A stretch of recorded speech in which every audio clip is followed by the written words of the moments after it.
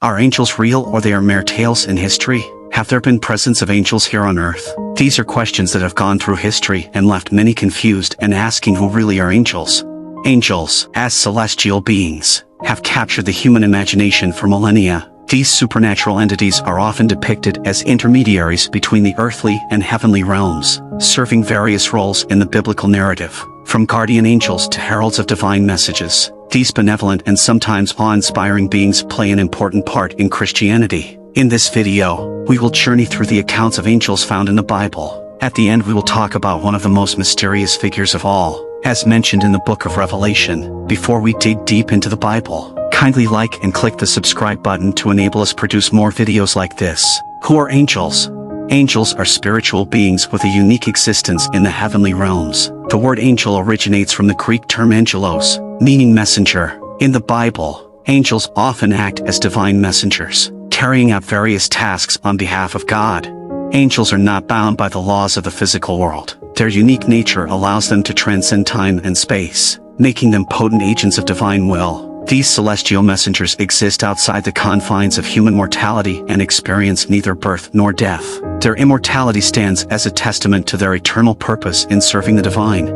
Angels are described as possessing several remarkable attributes. They are often depicted as beings of immense beauty, radiating light, and often having a terrifying presence. The Bible is full with descriptions of angels as luminous beings, such as the angels who appeared before the shepherds to announce the birth of Jesus.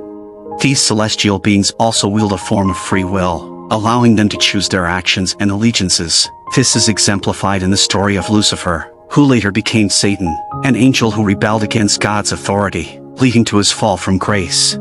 Angelic hierarchy. The Bible doesn't provide a comprehensive guide to angelic hierarchy, but several traditions have developed hierarchies based on scripture and ancient texts. The most well-known hierarchy is the one described by theologian Thomas Aquinas, which includes 9 choirs of angels, organized into 3 orders. The first order, seraphim, cherubim, and thrones. The second order, dominions, virtues, and powers. The third order, principalities, archangels, and angels. Each choir has its unique characteristics and responsibilities, and they are thought to be ranked in descending order of importance and proximity to God. Archangels are a high-ranking order of angels, often associated with significant divine messages and important missions. They are prominent figures in both the Old and New Testaments. Here are some of the most famous archangels. Michael, whose name means who is like God, is known as the Archangel of Protection. He is mentioned in the Bible as a powerful warrior who defends God's people against evil forces. In the book of Daniel, Michael is described as the guardian of the people of Israel. Throughout the Bible, Michael is portrayed as a mighty and benevolent figure, often seen wielding a sword, representing his role as a protector. His primary duty is to defend the faithful and combat the forces of evil. In the book of Revelation, Michael leads the heavenly hosts in a battle against the dragon, symbolizing the triumph of good over evil. Gabriel, meaning God is my strength, is known as the messenger archangel. He delivered important announcements in the Bible, including the birth of John the Baptist and the announcement of Jesus' birth to Mary. Gabriel's presence is associated with delivering pivotal messages that shape the course of salvation history. One of the most iconic appearances of Gabriel is in the Gospel of Luke when he informs the Virgin Mary that she will give birth to the Son of God. This annunciation is a pivotal moment in Christian theology, as it marks the incarnation of Jesus. Gabriel's role as the bearer of this message underscores his significance in the narrative of the Bible. Raphael, whose name means God heals, is featured in the book of Tobit, where he aids in the healing of Tobit's blindness. He is often considered the archangel associated with healing and guidance. The story of Tobit and the healing of his blindness is a testament to Raphael's benevolence and healing powers. Raphael's mission is not limited to physical healing. He also provides spiritual and emotional healing. In the book of Tobit, he guides Tobit's son, Tobias, on a journey and protects him from various dangers. This reflects his role as a guardian angel, ensuring that God's divine plan unfolds without hindrance. Cherubim and seraphim are unique angelic beings with specific roles in the biblical narrative. They are mentioned in various parts of the Bible, particularly in the context of the Ark of the Covenant and the heavenly throne. Cherubim are angelic beings often depicted as guardians of God's glory. They are associated with the mercy seat on the Ark of the Covenant and are described as having multiple wings and a complex, mystical appearance. Cherubim are found in various passages in the Bible, guarding the way to the tree of life in the Garden of Eden and appearing in the vision of Ezekiel. The most famous representation of cherubim is on the Ark of the Covenant, in the Holy of Holies of the Tabernacle. Cherubim statues with outstretched wings overshadowed the Ark, signifying their role in protecting and bearing witness to the divine presence. The cherubim are a symbol of God's presence and majesty. Seraphim are a higher order of angels, often associated with the throne of God. Their name means burning ones, symbolizing their fiery and fervent devotion to God. They are described in Isaiah's vision of the heavenly throne, found in Isaiah 6 verses 1-3. In Isaiah's vision, the seraphim are depicted as six-winged beings who cry out, "Holy, holy, holy is the Lord of hosts." Their continuous praise and worship of God emphasize their role in glorifying God. Seraphim are known for their radiant and fiery nature, symbolizing their fervor and intensity in serving God. In the Bible, there are references to a divine council of heavenly beings known as the Bene Elohim, or sons of God. They are believed to be angelic entities who served in the courts of heaven. Among them, a subgroup called the Watchers has gained popularity. The Bene Elohim are mentioned in the book of Job and are often understood as angelic beings who present themselves before God in a celestial assembly. Their exact nature and purpose remain a subject of debate among theologians. The book of Job provides a glimpse into their role as celestial attendants. In the book of Job, the Bene Elohim, including Satan, present themselves before God, and a discussion ensues about Job's righteousness. This assembly reflects the concept of a heavenly council, where angelic beings offer reports and engage in divine discussions. The Bene Elohim act as intermediaries between God and the human realm, influencing events on earth. The Watchers, also referred to as the fallen angels, appear in the Book of Enoch and other non-canonical texts. These angels are believed to have transgressed divine boundaries by descending to earth and interacting with humanity. Their story serves as a cautionary tale of angelic rebellion, resulting in their exile and punishment. The narrative of the Watchers is most prominently found in the Book of Enoch, an ancient Jewish religious work. According to this text, the Watchers, led by their leader Sanjaza, descended to earth, lusting after human women, and fathered hybrid offspring known as the Nephilim. Their actions led to a corrupting influence on humanity, and God's judgment was swift and severe. The Watchers were cast into the abyss or Tartarus, a place of punishment, and their offspring, the Nephilim, faced annihilation. The story of the Watchers offers a glimpse into the consequences of angelic disobedience and the need for divine order. It is a cautionary tale of the boundaries set by God and the repercussions of transgressing them. This study won't be complete if we don't look into the next class of angels. The concept of guardian angels is a comforting belief that each person has a designated angel watching over them throughout their life. This idea is not explicitly stated in the Bible but has its roots in biblical passages that suggest God's care and protection. Matthew 18 verse 10, "Their angels always behold the face of my Father."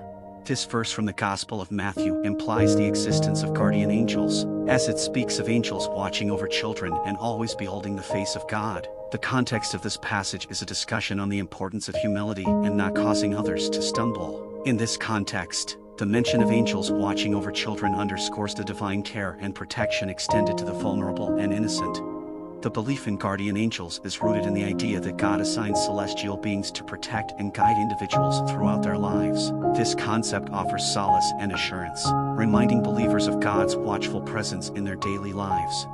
Also in the book of Acts 12 verse 15, it states it is his angel. In the book of Acts, when Peter is miraculously released from prison, the believers gathered at Mary's house thought it was Peter's angel at the door. This suggests the notion of a personal guardian angel. The account in Acts 12 tells the story of Peter's imprisonment by King Herod and his subsequent miraculous escape.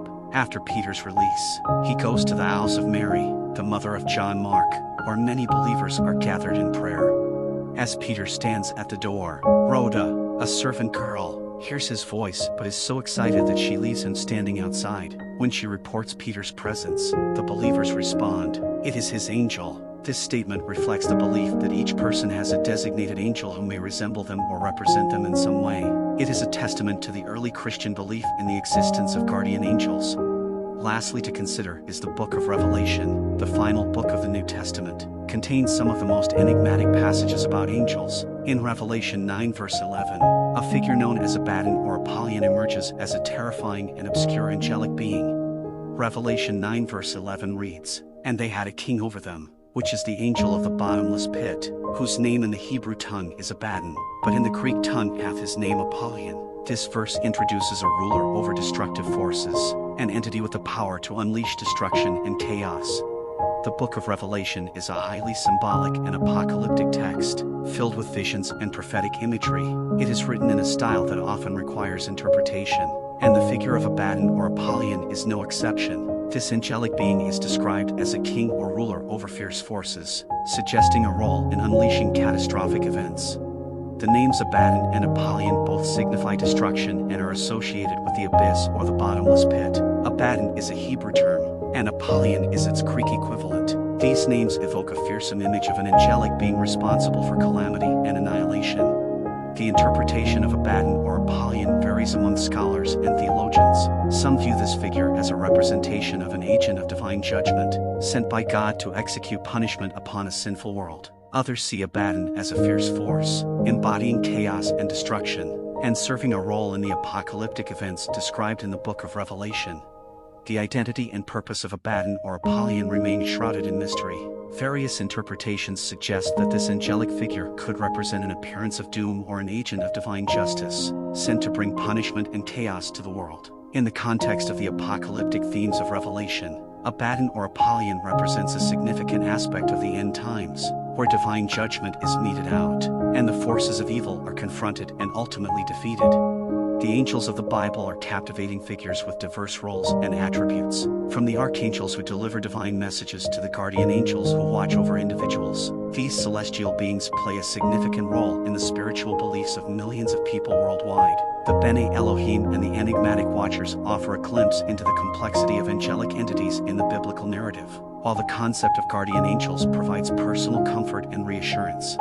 The mention of Abaddon or Apollyon in the book of Revelation adds an intriguing layer to the tapestry of angels in the Bible. This mysterious figure, with a name signifying destruction and chaos, remains a subject of debate and contemplation among scholars and theologians. Whether viewed as an appearance of doom or an agent of divine justice, Abaddon or Apollyon embodies the enigmatic and multifaceted nature of angelic beings in biblical tradition. Angels in the Bible are not only messengers but also guardians, protectors, and enforcers of divine will. Their presence in the sacred text serves to remind believers of the intricate relationship between the heavenly and earthly realms, where these celestial beings play a vital role in the unfolding of God's plan for humanity. While many aspects of angels remain shrouded in mystery, their significance in religious and spiritual traditions endures, offering believers hope, guidance, and awe-inspiring insights into the divine. We will end this video with this scripture from the Bible. Hebrews 13 verses 1-2. It says, "Let brotherly love continue. Be not forgetful to entertain strangers,